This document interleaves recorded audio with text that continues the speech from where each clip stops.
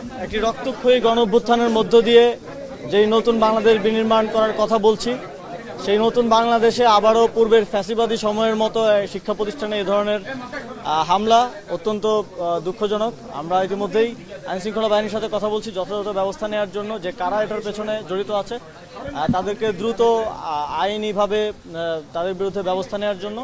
এবং আমরা চাই যে আগামীর বাংলাদেশে কখনোই যে ফ্যাসিবাদের সময়ে যেই ইভিল প্র্যাকটিসগুলো ছিল, ক্যাম্পাসে ছাত্রদের উপর নিপীড়ন, নির্যাতন, গেস্ট রুম, গণরুমের মতো যেই বিষয়গুলো ছিল, ছাত্র রাজনীতির যেই নেতিবাচক দিকগুলো ছিল, সেগুলো আর কখনোই ফিরে না আসুক। এবং সেটা ফিরে না আসার জন্য সকল ছাত্র সংগঠন থেকে শুরু করে রাজনৈতিক সংগঠন সকলের প্রতি আমার আহ্বান থাকবে। একটা বিষয় হচ্ছে, ছাত্রদল কিন্তু উল্লেখ করে বলেছে যে একটা গুপ্ত ছাত্র রাজনীতির আড়ালে এই হামলাগুলো চালাচ্ছে এবং তারা এইগুলো কালকেও কিন্তু ভিডিও ফুটেজগুলোও দেখা গেছে। এরপরেও আইন শৃঙ্খলা বাহিনী আসলে কোনো পদক্ষেপ কিন্তু আমরা নিয়ে দেখছি না। দেখুন, এখনো বিষয় আপনারা তারুণ উৎসব রিলেটেড প্রশ্ন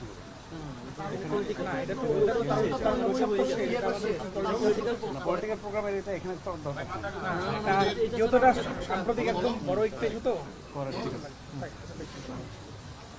দেখুন, সঠিকভাবে তদন্ত হওয়ার পূর্ব পর্যন্ত এটা বলা উচিত হবে না যে আসলে কারা এটা ঘটিয়েছে।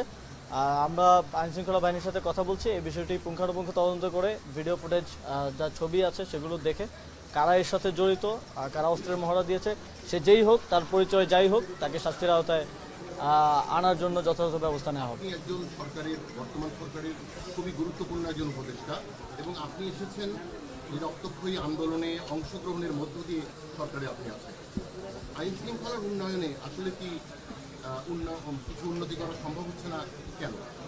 দেখুন, স্ট্যাটিস্টিক্যালি আইন শৃঙ্খলার যথেষ্ট উন্নতি হচ্ছে। আপনারা যদি স্ট্যাটিস্টিকটা দেখেন যে কী পরিমাণ ল অ্যান্ড অর্ডার সিচুয়েশন গত 6 মাস আগে ছিল আর এখন আছে, সেটার মধ্যে বিশদ পার্থক্য হয়েছে। ছিনতাই থেকে শুরু করে যত ধরনের প্যারামিটার আছে সবগুলোতে আইন শৃঙ্খলার পরিস্থিতি উন্নত হচ্ছে।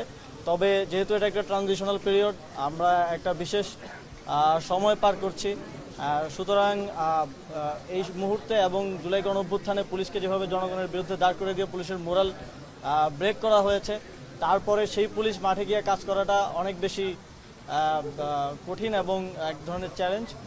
তারপরে আমরা চেষ্টা করছি নিয়োগ থেকে শুরু করে বিভিন্ন কাজের মাধ্যমে এবং নতুন করে ট্রেনিং দেওয়ার মাধ্যমে পুলিশকে জনবান্ধব করার এবং আইনশৃঙ্খলা পরিস্থিতি নিয়ন্ত্রণে আনার। আগামীকাল হচ্ছে ম্যাচ রয়েছে বাংলাদেশের চ্যাম্পিয়ন্স ট্রফি। বাংলাদেশ দলের জন্য আসলে কি ধরনের বার্তা থাকবে আপনার? আমরা আশাবাদী চ্যাম্পিয়ন্স ট্রফিতে বাংলাদেশ ক্রিকেট দল ভালো করবে, আর বাকিটা খেলায় দেখতে পাবো কী অবস্থা হয়। আর গতকালকের একটা বিষয় একটু পরিষ্কার করতে চাই। গতকালকে ডিসিস কনফারেন্সের পরে একটা প্রেস ব্রিফিংয়ে খুব অল্প সময়ে বলার কারণে হয়তো পরিষ্কার করতে পারিনি এবং মিডিয়ায়ও শব্দ এবং ভাষা একটু ভিন্নভাবে উপস্থাপিত হয়েছে।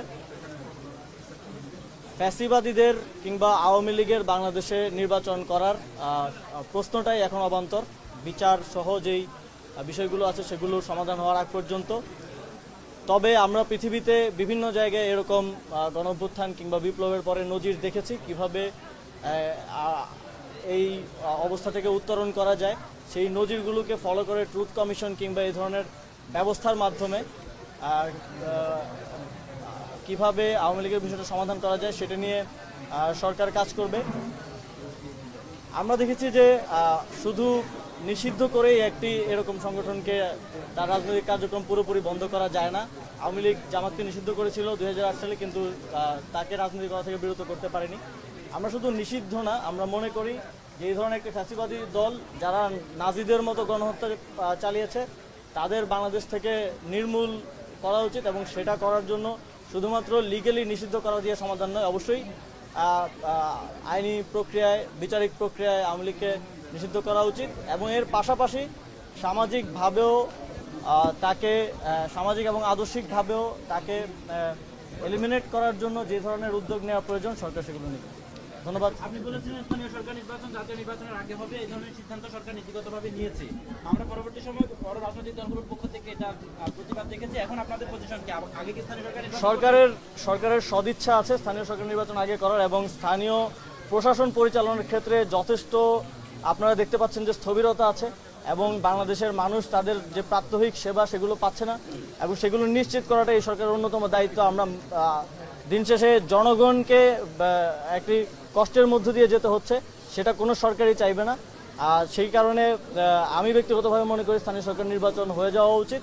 তবে যেহেতু এটা একটি সর্বোচ্চ নীতি নির্ধারণী সিদ্ধান্ত, এই বিষয়ে আমরা সরকারের সর্বোচ্চ পর্যায়ে অর্থাৎ ক্যাবিনেট আলোচনার মাধ্যমে চূড়ান্ত সিদ্ধান্ত নেব। জুলাইয়ের একটা দাবি ছিল ছাত্র সংসদ নির্বাচন হবে প্রত্যেকটি ক্যাম্পাসে, প্রত্যেকটি বিশ্ববিদ্যালয়, কিন্তু আজকে 6 মাস পেরিয়ে গেছে, 7 মাস চলছে, এখনো কোনো বিশ্ববিদ্যালয়ের ছাত্র সংসদ নির্বাচন হয়নি। ছাত্র নেতা হিসেবে আপনি তো মূলত ছাত্র নেতাই ছিলেন, এখন আপনারা সে দাবি থেকে সরে এসেছেন কিনা, আপনারা এই দাবি করছেন কিনা যে ছাত্র সংসদ নির্বাচন দিতে হবে, ছাত্র রাজনীতি আমরা বিশ্ববিদ্যালয়গুলোর সাথে নিয়মিত যোগাযোগ রাখছি এবং যেহেতু আপনারা জানেন যে আমাদের 4টি স্বায়ত্তশাসিত বিশ্ববিদ্যালয় সরকার সরাসরি হস্তক্ষেপ করতে পারে না, তবে বিশ্ববিদ্যালয়ে যারা প্রশাসন আছেন তাদের প্রতি আহ্বান থাকবে দ্রুত ছাত্র সংসদ নির্বাচন আয়োজন করার জন্য।